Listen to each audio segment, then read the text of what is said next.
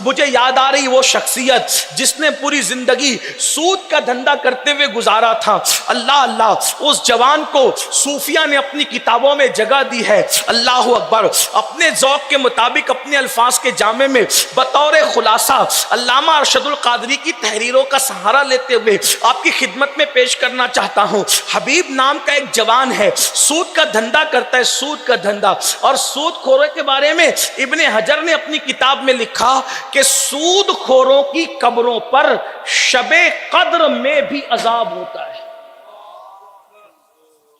سود کا دھندا کرنے والوں، اللہ کرے تمہارے کانوں تک فقیر قادری کی آواز پہنچے. شب قدر میں بھی ان کی قبروں پہ عذاب ہوتا ہے جنہوں نے سود کے دھندے کیے. ابن حجر لکھ رہے ہیں، اٹھا کر دیکھو، الزواجر اٹھا کر کے دیکھو. یعنی رمضان شریف کی سب سے افضل ترین رات جسے لیلۃ القدر کہتے، قرآن اسے خیر من الف شہر کہتا ہے، 1000 مہینوں سے بہتر رات کہتا ہے، جس میں بے شمار بندوں کی مغفرت ہوتی ہے، بے شمار بندوں کو بخشا جاتا ہے. اس رات میں بھی سود خوروں پر عذاب دیکھا گیا. ابن حجر لکھ رہے ہیں. اگر آپ کو یقین نہیں آتا، زواجر جا کر کے اٹھا کر کے پڑھو. حضرت ابن حجر نے لکھا کہ میں نے خود عذاب ہوتے ہوئے دیکھا، میں نے عذاب ہوتے ہوئے خود دیکھا. لیکن توبہ ہر چیز کا حل ہے، توبہ ہر چیز کا حل ہے. میرے آقا فرماتے ہیں گناہ سے توبہ کرنے والا ایسا ہے جیسے اس نے گناہ کیا ہی نہیں. تو ہمارے صوفیہ اپنی کتابوں میں لکھتے ہیں حبیب نام کا ایک سود خور تھا اور سود کا دھندا اس کا چلتا تھا. ایسا ہوا کہ جب اللہ کسی کو راہ دکھانا چاہتا ہے تو اس کے لیے رستے بنا دیتا ہے، بہانے بنا دیتا ہے. ایک دن صبح کو حبیب اپنے گھر سے نکلے اور نکلنے کے بعد جیسے ہی وصولی کرنے جا رہے تھے سود کی، تو ننھے چھوٹے چھوٹے بچے محلے میں کھیل رہے تھے. کھیلتے ہوئے بچوں نے حبیب کو آتے دیکھا تو کسی نے کہا ہٹو ہٹو، حبیب سود خور آ رہا ہے، ہٹو ہٹو، حبیب سود خور آ رہا ہے. اس کے پیروں کا غبار اگر ہمیں لگ جائے گا تو اللہ ہم سے ناراض نہ ہو جائے، اس لیے ہٹو. اس دور کے بچوں میں بھی کتنی تربیت کا ماحول تھا کہ وہ سود خور کے پیروں کے غبار سے بھی بچنا چاہتے تھے. کیسے ماں باپ نے تربیت کی تھی. حبیب کے دل پر ننھے سے بچوں کی ننھی بات چوٹ کر گئی. لیکن جب دل سخت زیادہ ہو جاتا ہے تو پھر بہت جلدی سے باتوں کا اثر نہیں ہوتا. اللہ اللہ، دل نے بات پہ چوٹ کیا. حبیب نے اپنا سفر آگے جاری رکھا. جہاں پر سے سود کا بتہ، سود کا ہفتہ وصول کرنا تھا، دروازے پہ دستک دی. اندر سے آواز آئی کون؟ باہر سے جواب گیا حبیب. حبیب کا نام سن کر لرزہ طاری ہو گیا. نسوانی آواز آئی اور کہا کہ حبیب، ہمارے گھر میں 3 دن کا فاقہ تھا اور میرے شوہر جو ہے وہ تمہارے ہی لیے انتظام کرنے کے لیے گئے ہیں، وہ انتظام کر دیں گے حبیب، تم چلے جاؤ یہاں سے. حبیب نے کہا یہ بھی حدیث پاک میں آتا ہے سود خوروں کا دل بھی سخت ہوتا ہے. سود خور لوگ بے مروت ہو جاتے ہیں، ان میں مروت باقی نہیں رہتی. اللہ اکبر. حبیب نے جواب دیا تمہیں پتا نہیں، جب بھی میں کہیں جاتا ہوں تو لیے بغیر ٹلتا نہیں ہوں، اس لیے میں ٹل نہیں سکتا، میں ہٹ نہیں سکتا. ورنہ اتنا چلاؤں گا کہ آس پڑوس سب کو پتا چل جائے گا کہ شرافت کی چادر اوڑے ہوئے لوگ بھی مجھ سے سود لے کر کے، سود کے نام پر پیسے لے کر کے جاتے ہیں، سود کے حوالے سے پیسے لے کر کے جاتے ہیں. اس خاتون نے کہا اللہ کا واسطہ ایک کام کرو، انتظام ہو جائے گا تو دے دیں گے، ابھی سرے دست ایک کام کرو. ہمارے گھر میں 3 دن کا فاقہ تھا، قرض کے طور پر بکری کا سر اور بکری کے پائے مانگ کر کے لائے تھے، قرض کے طور پہ مانگے گئے تھے، ابھی پکے نہیں ہے. ایک کام کرو یہ بھی اٹھا لے جاؤ سود کے اندر اور ہم جب آئیں گے پیسے تو دے دیں گے. حبیب نے کہا لاؤ دے دو. بکری کا سر اور پیر لے کر حبیب گھر کو چلے. گھر پہ آئے، بیوی سے کہا پکاؤ، مست کھائیں گے. ہانڈی پہ جب پائے پکنے لگے اور بکری کا سر پکنے لگا، خوشبو اٹھی. کوئی مرد درویش آیا، دستک دی، دروازہ کھلا. حبیب نے دروازہ کھولا. دروازہ کھول کر کے فقیر نے کہا کیا خوشبو تیرے کھانے کی آ رہی ہے، مجھے بھی دے دے. حبیب نے اس کو پلٹ پلٹ کر کہا اگر میں یہ سر اور پائیں تجھے دے دوں گا تو تو مالدار نہیں ہوگا مگر میں غریب ضرور ہو جاؤں گا، نکل جا یہاں سے، میں تیری کوئی مدد نہیں کر سکتا۔ ہر فقیر مانگنے نہیں آتا، کچھ فقیر بھکاری ہوتے ہیں لیکن کچھ فقیر دینے آتے ہیں، وہ بھکاری نہیں ہوتے، ان کی فا میں فقر ہوتا ہے، ان کی قاف میں قناعت ہوتی ہے، ان کی یا میں یاد الہی ہوتی ہے، ان کی راہ میں رب سے رشتہ استوار رہتا ہے۔ وہ ایسے فقیر ہوتے ہیں یعنی وہ محمد الرسول اللہ کے فقیر ہوتے ہیں۔ اللہ اکبر! آنے والے نے دل پہ چوٹ دی، صرف دروازے پہ دستک نہیں، دل پہ چوٹ دی۔ حبیب، وہ دن نہیں آیا کہ تو توبہ کر کے اللہ کی طرف پلٹ جائے۔ موت قریب ہے، موت کی تلوار سر پہ لٹک رہی ہے۔ کب تک جرم کرے گا، اللہ کی نافرمانی کرے گا؟ کب تک خدا سے بغاوت کرے گا؟ پلٹتا کیوں نہیں؟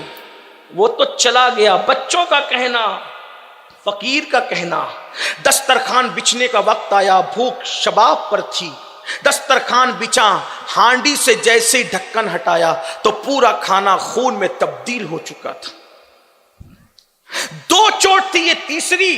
بیوی نے کہا میں نے کہا نا کتنا ظلم کرو گے، کتنی زیادتی کرو گے، کیوں نہیں پلٹ جاتے، کیوں نہیں بدل جاتے؟ یہ سارے حالات ہیں۔ حبیب کا دل پلٹ گیا، دل میں خیال آیا اب میں نے سب چھوڑ کر توبہ کرنی۔ توبہ میں مکاری نہیں کرنا، ورنہ اللہ فرماتا ہے بندے میرے ساتھ مذاق نہ کر۔ جو سچ توبہ کے نام پہ ڈھونگ رچاتے، اللہ فرماتا ہے میرے ساتھ مذاق نہ کر۔ سچی توبہ کرو، ایسی توبہ کہ دوبارہ اس رستے نہ جانا، دوبارہ پھر کتنا ہی سونا ابلے اس کی طرف تک کے نہ دیکھنا، دوبارہ پھر اس راستے کا تصور نہیں کرنا۔ حبیب نے سوچا میں نے توبہ کرنی، دل میں خیال آیا کہاں توبہ کروں؟ کوئی اللہ والے کا ہاتھ مل جائے، کسی اللہ والے کا سہارا مل جائے۔ خوش نصیبی تھی کہ ان دنوں حضرت سیدنا امام حسن بصری کی ولایت کے ڈنکے بج رہے تھے۔ حبیب نے سوچا چلو حسن بصری کے پاس چلتے ہیں، مولا کائنات کے ڈائریکٹ مرید اور ڈائریکٹ خلیفہ ہیں، مولا علی کے مرید و خلیفہ ڈائریکٹ ہیں۔ اللہ اکبر، اللہ اکبر۔ حبیب گئے تو دیکھا کہ محفل سجی ہے اور امام حسن بصری اپنی محفل میں لوگوں کو نصیحت کر رہے ہیں۔ نصیحت کرتے کرتے کہتے لوگوں توبہ کر لو، لوگوں توبہ کر لو، کتنے بھی پاپیوں توبہ کر لو، کتنے مجرم توبہ کر لو، کتنے بھی گنہگار توبہ کر لو۔ اپنی کیفیت میں آتے آتے فرماتے ہیں لوگوں توبہ کر لو، اللہ معاف کر دے گا۔ اور پھر کہتے ہیں آج کی تاریخ میں اگر حبیب سود خور بھی توبہ کرے اللہ اس کو بھی معاف کر دے گا۔ وہ تو دور تھے محفل میں، ہمت نہیں تھی، جیسے سنا حبیب سود خور بھی توبہ کرے اللہ اس کو بھی معاف کر دے گا۔ قریب آئے، کہا حضور ایک بار یہ جملہ اور کہے۔ اور چوٹ لگی نا دل پہ کہ لوگ میری مثالیں دے رہے، ایک بار کہیں۔ امام حسن بصری نے کہا آج کی تاریخ میں اگر حبیب سود خور بھی توبہ کر لے، جس کو لوگ سود خور کہتے ہیں اللہ اس کو ہی معاف کر دے۔ پھر قریب آئے اور کہا کہ ایک بار اور کہہ دیں یہ جملہ۔ انہوں نے کہا آج اگر حبیب سود خور بھی توبہ کرے اللہ اس کو بھی معاف کر دے گا۔ قدم پکڑ کے آپ گواہ رہنا، حبیب نے توبہ کر لی۔ کہا تو کون ہے؟ میں حبیب سود خور، توبہ کر لی۔ توبہ کرائی، کہا ایسے نہیں کام چلے گا بیٹا کہ سب کا ہڑپ کر لے توبہ کر لے، ایسا نہیں۔ توبہ ہر ایک کام کی الگ الگ ہے۔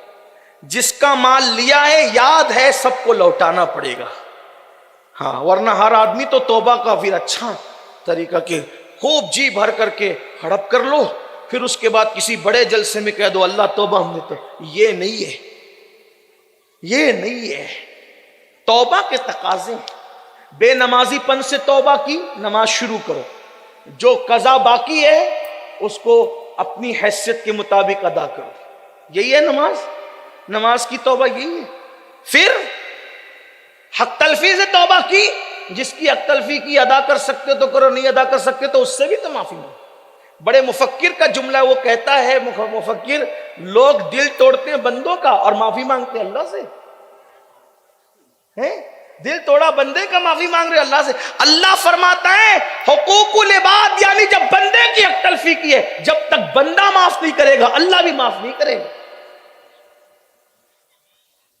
جس بندے کی توہین کی اس سے بھی تو معافی مانگو. تو بہرحال بات یہ ہو رہی تھی، کہا کہ مال دینا پڑے گا، جس کا نہیں یاد ہے اس کے لیے الگ مسئلہ ہے. بتا دیا. حبیب نے کہا جو تقاضا ہے پورا کروں گا، کیونکہ سچی توبہ کی. بلکہ فرمایا حضور میں کیا، میرا مال کیا، سب اللہ کی راہ میں وقف. ختم بات کر دی. اب وہاں سے اٹھے سچی توبہ کر کے، سوچا گھر جائیں. اتنے وقت میں اب بھی وہ بچے کھیل رہے تھے محلے، اب بھی وہ بچے کھیل رہے تھے. جیسے حبیب کو دیکھا کہا ہٹو ہٹو، حبیب اللہ کا حبیب بن کر آ رہا. بھائی واٹس ایپ کا دور تو تھا نہیں، فیس بک کا دور تو تھا نہیں. بتایا کس نے؟ قرآن کہتا ہے ان اللہ یحب التوابین، اللہ توبہ کرنے والوں کو اپنا محبوب بنا لیتا ہے. جس کو اللہ محبوب بنا لیتا ہے پھر اس کو بندوں کو بھی محبوب بنا دیتا، بندوں کے دلوں میں اس کی محبت انڈیل دیتا ہے، فرشتوں کو اس کی محبت عطا کر دیتا ہے. تو کہا ہٹو ہٹو، حبیب اللہ کا حبیب بن کر کے آ رہا ہے. اب دل پہ تو اور زیادہ چوٹ لگی، کیونکہ اب تو بدل چکے تھے. یا اللہ پاپی تھا، بدنام تھا، بدنام زمانہ تھا، گناہ کرتا تھا، یہ تھا وہ تھا. ایک توبہ کیا کی کسی کو پتا نہیں، تو نے بچے بچے کے دل میں محبت ڈال دی. اب سب سے کٹ کے تیرا ہو کر کے رہوں گا. اور پھر وہ پرہیزگاری، وہ تقوی شیاری. اللہ اللہ. پھر اس حبیب کے تقوی کا یہ عالم ہوا. ایک کنیز 22 سال تک گھر کے اندر رہی، کام کرتی رہی. ایک دن سامنے آ گئی تو پوچھا تو کون ہے؟ تو اس نے ہنس کے کہا آپ کی کنیزو 22 سال سے آپ کے گھر میں رہتی ہوں. کہ اللہ کی قسم 22 سال میں نے تجھے کبھی نظر بھر کے دیکھا بھی نہیں. یہ تقوی کا عالم ہوا. پھر اسی حبیب کو دنیا نے حضرت حبیب اعجمی کے نام سے جانا. اور یہ حبیب اعجمی وہ ہیں جو غوث پاک کے بھی پیروں کے پیروں میں آتے ہیں، اور غریب نواز کے بھی پیروں کے پیروں میں آتے ہیں. یہ سرکار لاڈلے مشائخ سو رہے، ان کے بھی مشائخ میں ان کا شمار ہوتا ہے، بندہ نواز کے مشائخ میں ان کا شمار ہوتا ہے. بلکہ پھر پتہ ہے کیا مقام ان کو اللہ نے عطا کیا، حبیب اعجمی کو کیا مرتبہ اللہ نے دیا. اتنے متقی بنے. کس کے ہاتھ میں توبہ کی؟ حسن بصری کے ہاتھ. ایک دن حسن بصری ان سے ملنے گئے، امام حسن بصری ملنے گئے. مغرب کا وقت تھا، اذان ہو گئی، نماز شروع کر دی انہوں نے. کس نے؟ حبیب اعجمی نے. امام حسن بصری آئے، رک گئے. کچھ خیال ہوا ہوگا، کچھ بھی ہو سکتا تھا کہ یہ اجمی ہے، میں عربی ہوں، جو بھی ہو سکتا تھا. حالانکہ بزرگوں سے ہم یہ تصورات توقعات جس وجہ سے بھی ہو رک گئے. یا ہو سکتا ہے یہ وجہ رہی ہو کہ توبہ میں نے کروائی، میرا مرید ہے. جو بھی ہو سکتا ہو، جو بھی خیال آ سکتا ہو آیا ہوگا، ہمیں علم غیب تو نہیں نا. تو امام حسن بصری اتنا ضرور ہے کہ رک گئے. مغرب ہو گئی، پھر عشاء بھی ہو گئی. یہ اپنی خانقاہ میں آ گئے، وہ اپنی خانقاہ میں. رات کو حسن بصری کی عبادت کے درمیان اونگ آئی. امام حسن بصری نے حضرت رب ذوالجلال کو خواب میں دیکھا، اللہ کا جلوہ دیکھا خواب میں. کچھ لوگوں کو اس پہ تکلیف ہے، خواب میں اللہ کیسے دکھ سکتا ہے؟ ہم نے کہا اہل سنت کا عقیدہ پڑھو. سب سنابل شریف میں لکھا ہے اولیاء اللہ نے اللہ کو خواب میں دیکھا ہے. امام اعظم کی سیرت میں بھی لکھا ہے. ہاں کچھ لوگوں کو عزم نہیں ہوتا، ان کا اپنا میٹر ہے. اللہ کیسے خواب میں دکھ سکتا ہے؟ وہ اس کی شان ہے. اس کی حقیقت کو جب کوئی پہچان نہیں سکتا تو ہم نے یہ تھوڑی نہ کہا کیسے دکھا ویسے دکھا. ہم کیفیت بتا رہے ہیں. ہم تو یہ بھی کہتے ہیں ہمارا عقیدہ ہے. کسی نے ہمارے بزرگوں سے پوچھا اللہ کو قیامت میں دیکھیں گے تو کیسے دیکھیں گے؟ کہا جائے سب دیکھیں گے تو بتا دیں گے کیسے دیکھیں گے. عقیدہ اتنا ہے کہ دیکھیں گے، بس کیسے دیکھیں گے وہ بتا دیں گے. بس حدیث میں اتنا آیا، میرے آقا فرماتے ہیں جیسے تم چاند کو دیکھتے ویسے تم خدا کو دیکھتے. حالات کیا ہوں گے؟ ورنہ جب دیکھیں گے تب بتائیں گے. نزہت القاری اٹھا کر پڑھیں، اس میں ہی لکھا ہوا ہے. کیا عرض کر رہا تھا؟ امام حسن بصری نے رب ذوالجلال کا جلوہ دیکھا خواب میں. اور جب جلوہ دیکھا تو اللہ سے عرض کی مولا میں تو بس اتنا چاہتا ہوں، بس مجھے اتنی میری چاہت ہے، جتنی عبادتیں کی ہے وہ سب قبول ہو جائے. جتنی باتیں کی ہے سب قبول ہو جائے. ارشاد ہوا حسن ہم نے تجھے موقع تو دیا تھا، ہم نے تجھے موقع تو دیا تھا، تو نے اس کا فائدہ نہیں اٹھایا. مولا کب موقع دیا تھا؟ کہ آج مغرب کی نماز حبیب اعجمی پڑھا رہے تھے، اگر ان کے پیچھے پڑھ لیتے تو جو چاہ رہے تھے وہ سب مل جاتے. اس دن احساس ہوا کیا توبہ کرانے والا مرشد، توبہ کرانے والا مرشد، توبہ کرنے والا مرید لیکن اللہ توبہ کرنے والوں کی عزت کیسے بڑھا. یہ نہیں کہہ رہا ہوں کہ حبیب اجمی کا مرتبہ امام حسن بصری سے بڑھ گیا، مرتبے کی بات نہیں کر رہا ہوں. اللہ توبہ کرنے والوں کی شان بتا رہا ہے کہ توبہ کرنے والوں کو تان مت دیا کرو، ان پہ لان مت کیا کرو، ان کو یہ مت کہا کرو کہ 100 چوہے کھا کے بلی حج کو چلی. یہ سارے ضابطے گندے تم نے تیار کر رکھے. اللہ کے یہاں اس کی رحمت بے حد اور بے شمار ہے. جب کوئی سچے دل سے توبہ کرتا ہے اللہ معاف کر دیتا ہے. بلکہ سنو، جب کئی دنیا کی ہر عدالت میں اگر مجرم اقبال جرم کر لے، اپنے جرم کو قبول کر لے، تو عدالتیں سزا دیتی ہے. لیکن میرے اللہ کی عدالت وہ ہے اگر بندہ اقبال جرم کر کے معافی مانگے تو اللہ اس کو اپنا محبوب بنا لیا کرتا ہے. اسی لیے تو حضرت محبوب الہی خواجہ نظام الدین اولیاء رحمت اللہ تعالی علیہ اپنے ملفوظات میں فرماتے ہیں، کیا فرماتے ہیں؟ فرماتے ہیں متقی اور توبہ کرنے والوں کا نام اعمال اکول ہوتا ہے، برابر برابر ہوتا ہے. کیسے برابر ہوتا ہے؟ کسی نے کہا متقی کا نام اعمال اور توبہ کرنے والوں کا نام عمل دونوں برابر برابر کیسے ہوتا ہے؟ تو فرماتے اس لیے برابر ہوتا ہے کہ متقی وہ ہے جس نے کوئی گناہ کیا نہیں، متقی وہ ہے جس نے کوئی گناہ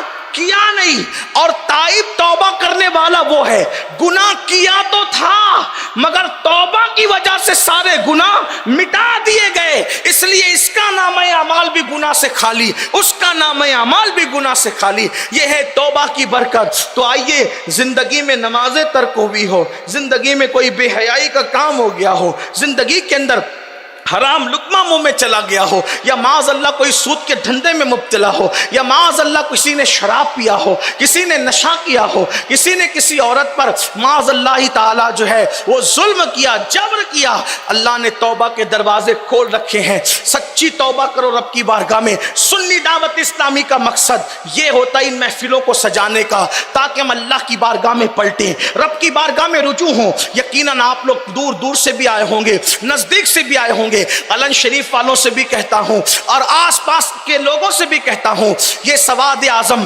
اہل سنت و جماعت کی عالمگیر تحریک سنی دعوت اسلامی نہ کسی سلسلے کی تحریک ہے، نہ کسی برادری کی تحریک ہے، نہ کسی سیاسی پارٹی کی تحریک ہے، نہ کسی خطے کی ہے، نہ کسی قبیلے کی ہے، نہ کسی شخصیت کی ہے. یہ تحریک خالص مدینے والے مصطفیٰ جان رحمت کی تحریک ہے، اور اس تحریک کا مقصد ایک ہے، انہیں جانا، انہیں مانا، نہ رکھا غیر سے کام. للہ الحمد میں دنیا سے مسلمان گیا. اس تحریک کا مقصد یہ ہے پھٹکے ہوئے آہو کو پھر سوئے حرم لے چل. اس تحریک کا مقصد یہ ہے خدا تجھے کسی طوفان سے آشنا کر دے کہ تیری بحر کی موجوں میں اضطراب نہیں. آج یہ تحریک سنی دعوت اسلامی سے جڑیں، جو جس فیلڈ سے تعلق رکھتا ہے اس فیلڈ کے اعتبار سے سنی دعوت اسلامی سے جڑیں، سنی دعوت اسلامی کے قریب آئیں. اس تحریک کا مقصد ایک ہی ہے کہ مصطفیٰ جان رحمت کا عشق گھر گھر عام کر دیا جائے. نہ گناہ کریں گے، نہ گناہ کرنے دیں گے، نہ گناہ کریں گے، نہ گناہ کرنے دیں گے.